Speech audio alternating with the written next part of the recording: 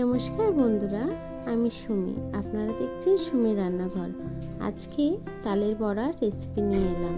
আপনারা ফুল ভিডিওটা দেখবেন। ফুল ভিডিওটা দেখার অনুরোধ রইল। ভিডিওটা ভালো লেগে থাকলে চ্যানেলটাকে সাবস্ক্রাইব করে ভিডিওটা লাইক দিয়ে দেবেন। চলুন তাহলে। দেখুন বন্ধুরা, তালের বড়া বানানোর জন্য আমি তালের পিউরি, দুটো তালের পিউরি সুন্দর করে বার করে নিয়েছি। কী কী দিতে হবে সেগুলো দিয়ে নেব। দিয়ে দেবো সুজি, 2 বাটি সুজি দিয়ে দেবো। 2 বাটি সুজি অ্যাড করলাম।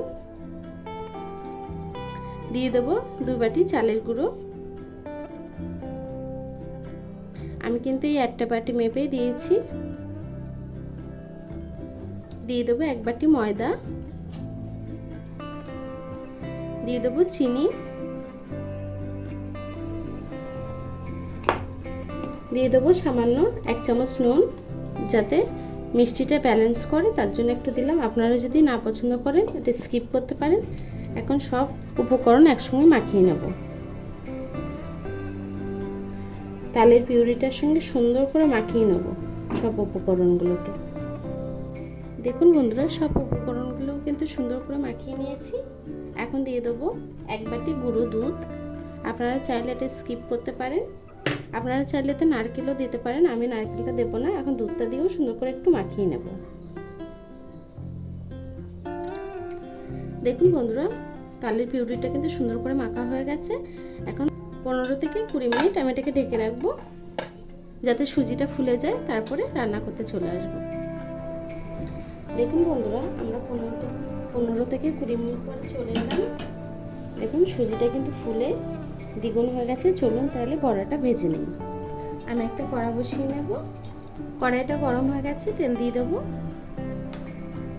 তেলটা একটু বেশি করে দিতে হবে। বড়া ভাজার জন্য কিন্তু সবসময় একটু তেল বেশি দিতে হয়, কেন তালের বড়া ডুবো তেলে ভাজতে হয়।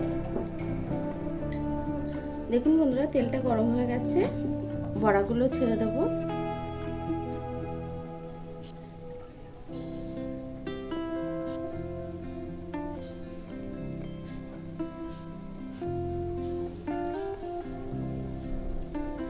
দেখুন বন্ধুরা, আমি কড়াটা ভরে কিন্তু দিয়ে দিয়েছি। গ্যাসটা কিন্তু আমি মিডিয়াম টু লোতে দিয়ে করছি। বড়াগুলোকে ভেজে নেব। দেখুন বন্ধুরা, বড়াগুলো কিন্তু খুব সুন্দর হয়েছে। আস্তে আস্তে কিন্তু ফুলে বড় হয়ে যাবে এক একটা বড়া। এভাবে খুন্তি দিয়ে একটু নেড়ে দেব। দেখুন বড়াগুলো কত সুন্দর হয়েছে। একটু ব্রাউন করে ভেজে নেব। দেখুন বন্ধুরা, বড়াটা কিন্তু ভাজা হয়ে গেছে। এখন তুলে নেব। ব্রাউন করে ভেজে নিয়েছি। আমি আরো কিছুটা বড়া দিয়ে দেবো।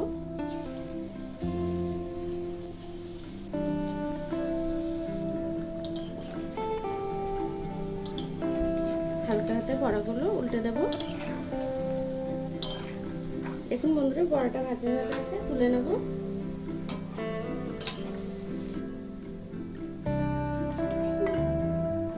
দেখো এইভাবেই সব বাকি বড়াগুলো সব ভেজে নেব। আমি আরো একবার দিয়ে দিয়েছি পুরো কড়াটা ভরে। দেখুন বন্ধুরা, বড়াটা ভাজা হয়ে গেছে, তুলে নেব। আমার সব বড়াগুলোই কিন্তু ভাজা হয়ে গেছে। দেখুন বন্ধুরা, আমার তালের বড়া কিন্তু ভাজা হয়ে গেছে। এইভাবেই খুব সহজেই তালের বড়া ভেজে নিতে পারেন। আমার ভিডিওটা যদি ভালো লেগে থাকে চ্যানেলটাকে সাবস্ক্রাইব করে ভিডিওটা লাইক দিয়ে দেবেন।